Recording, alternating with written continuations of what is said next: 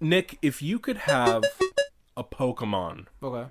which you would then have to take care of course, which do you choose? I am going to choose Magnemite, and I'm going to choose it for one specific reason, and that is the following. It does not need to eat, and it does not need to have any specific place that it needs to be. It doesn't need... it could probably get space, but it can levitate, so it can just kind of go wherever it needs to go. It doesn't have to go to the bathroom. You don't need to take it for walks. It's extremely manageable, not too big, so it doesn't take up a lot of space. But would his presence in your life enrich it in any way? It sounds like he's just kind of there, and you're just... It would be kind of fun to just have him around, like just to kind to of talk to, just not to improve the morale, to just kind of have him as an extra witness. Witness to what? Just my everyday tasks, I honestly, I never would have guessed you'd say Magnemite. Who would yours be? Look, it's tough because when it comes to the games, what I always like to pick the are coolest the ones. badass, You love looking ones, right? You love the coolest ones. But an issue is a lot of the coolest ones are freaking gigantic. I can't keep a Gyarados in the bath. Where's Snorlax gonna sleep? Charizard's gonna light my house Not on only fire. that, but Magmar's creepy as shit. Snorlax needs a lot of food, and I'm going to assume that true, because Charizard is the size of a cow, it would also need a lot of food too. See, that causes trouble if you pick even like a starter, like Charmander or whatever, because if you're going to evolve them, though, yeah, then it's only going to get harder. That's true. And it's not like when they turn 18, they fuck off. No, they don't. They're going to have that for the rest of its life, and that's huge. Snorlax, too, is notorious for eating a lot of food. So who do you think, and I think I know your answer, I think it's going to be the same as mine. Yeah. Who do you think would be the creepiest one to have around? Probably like a Bayonet, because that's the who the hell's that? It's like the ghost of a puppet. Okay, that's creepy. I thought you were going to say Mr. Mime, though, because he's so human-like. Could you imagine, you're sleeping in your bed, yes, the door creaks open, and Mr. Mime lurks in, and like his silhouette is pretty human-like. Rattatat's kind of cute. It's got a little tail that goes... Is Rattata cute? It's kind of go... It's a rat. It's kind of got that like stance where it's always like... Ah! So that reminded me about how people have pet squirrels and... Who? People. What people? I've seen it on videos and stuff. People. You can't trust everything you read online. But I've seen clips. I sounded exactly like that Looney Tunes character. Who's that guy who goes... Who's that? Porky Pig? That's the one, yeah. All right. What a start to a sentence. You must live in the world of a video game franchise. Okay. Which do you choose? I want to pick something that's pretty close to real life because I want to be in an environment where it's similar to what I'm used to. But I don't want to pick Grand Theft Auto because that's like a very like dangerous. That's asking for trouble. Yeah, that's a dangerous place to be. Even The Sims, like you do The Sims and it's like. So which one do you want, The Sims or Grand Theft Auto? Maybe Sims 3000. Nick, it's dinner party time. Okay. You get to invite any 3 guests in the entire world, dead or alive. Whom will you be inviting? I'm gonna invite my dearest friend Nolan. Because, but it's because for the next 2 guests, it'll be more entertaining that you're with me while we're waiting for the guest. The guests I'm going to choose are... I want to choose 2 people who just hate each other. Winston Churchill and, like, whoever was in charge of France at the same time. I want the 2 of them in dinner parties with me and you, and we don't say a word, and we just see how long it takes before the 2 of them are shouting at each other and throwing the cutlery. This doesn't sound like a dinner party I would like to attend. Sounds kind of chaotic. We could be at the other end of the table. Like, it could be a really long table, and you could be at the head of the table, and I'll just be, like, the spot to the side. Wait. We'll go the whole... Let me get this straight. Yes. I say you can have a dinner party where you invite anyone you want, and you're going to have them sit on the other side of the table? Well, if there's any sort of collateral damage, I don't want to be a part of that. You're putting yourself in danger.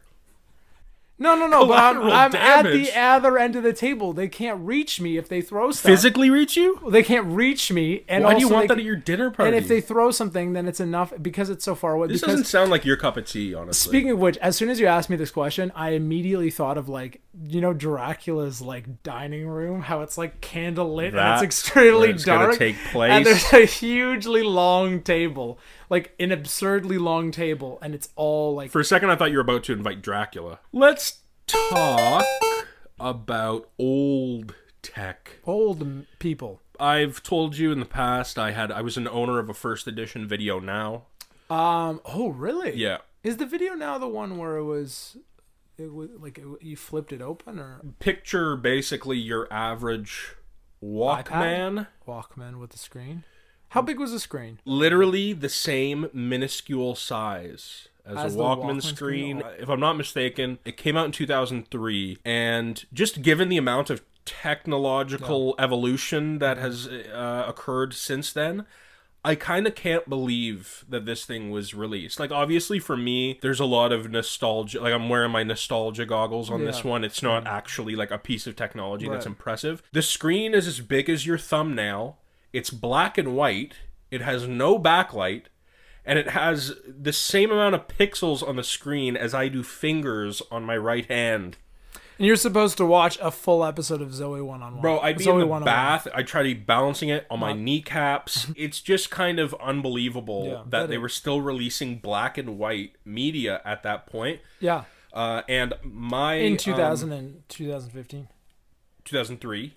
My little set of movies for the thing, it was a 3-pack that contained 2 episodes of Fairly Odd Parents and 2 episodes of, or rather 1 episode of SpongeBob. That's an underrated show, by the way.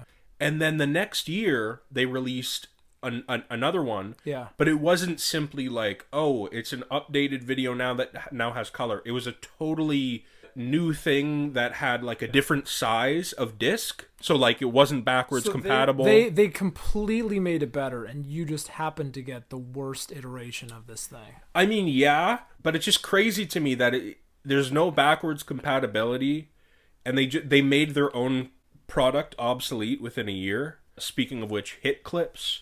You familiar with Hit Clips? It sounds familiar, but I genuinely couldn't tell you anything about it. So it's basically this little device that has, oh my god, I can't even believe what I'm saying right now.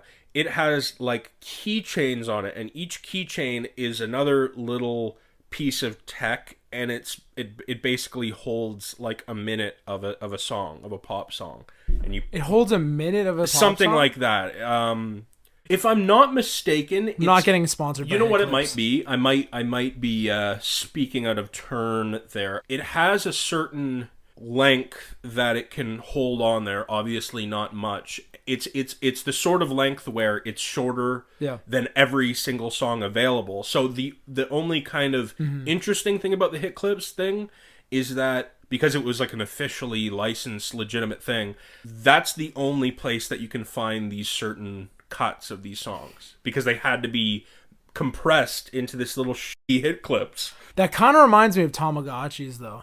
Yeah, same sort of deal. It's like there's this little device where you could just kind of screw around with it. And if someone else had a Tamagotchi, I remember back in the day it was huge that you didn't have to have like a cord, like you could physically just put it close to another and they could like play a game or something like that. I never owned a Tamagotchi myself, but there was many a recess where a friend would be like, oh, you can play with it. And I was deemed as really good at it. I don't know what that means. There are 2 buttons. There's literally 2 buttons. And I don't even... And I'll be honest, I never knew why I was pressing them. Are you familiar with, like... Again, this is that same kind of era. Electronic calendars. I had the old Scholastic book order out.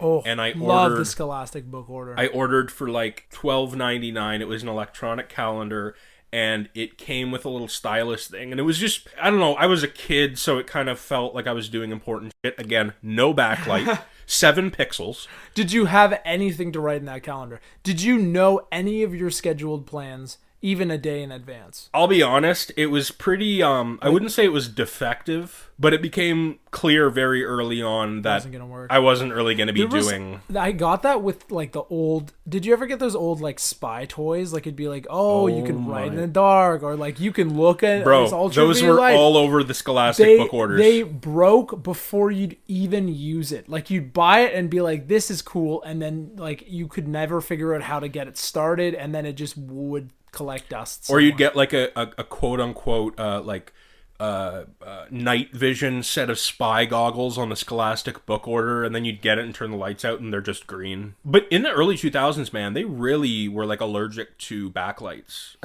We're gonna sell an accessory that makes a backlight. It's like, just give me a backlight. The old back in the day, like with a Game Boy, you had to physically